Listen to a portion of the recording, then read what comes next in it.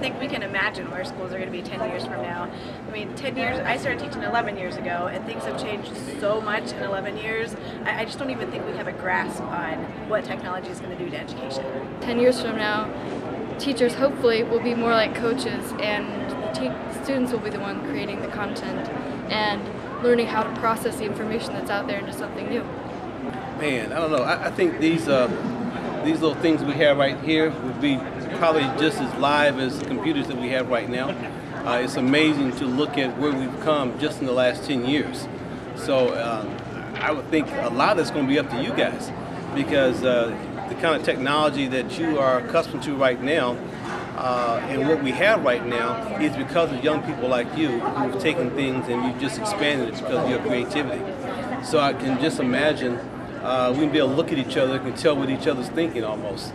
It's just going to be that simple. I think that depends a lot on the change that schools and administrations and education see in terms of allowing students to use their own personal devices, but I see more use of technology and less of print materials and teacher-directed instruction. Hopefully doing some of the things kind of like what we do, just connecting to different places. We connect to different places all over the country.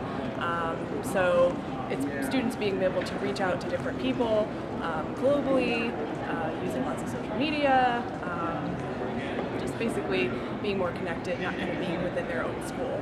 I think it'll be a school where we have a lot more of these and laptops and a lot less books, and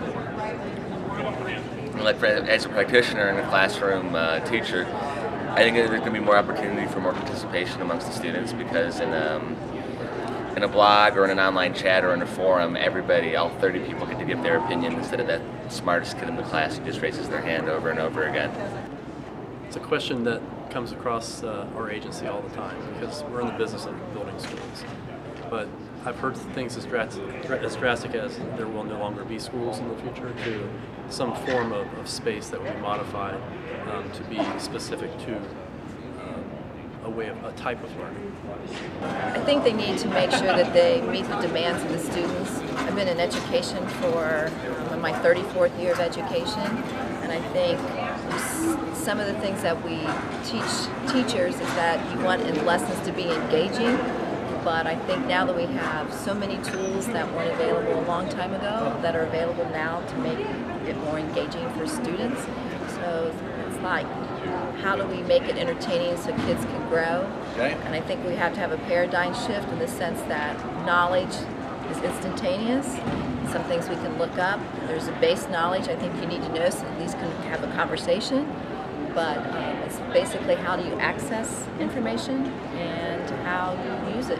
Well, I think definitely we have to learn how to use these things more, like Dr. Fish said. So my hope is that we'll be integrating. I actually was just talking with a counterpart. I have a son who's in 2nd grade, and I'm wondering, how soon it'll be when he gets an iPad or something of that nature, and that just follows him through school, and he doesn't have textbooks, and he doesn't have things of that nature, that everything he needs is on that one little iPad or one little phone or device that he can use for all of his studies.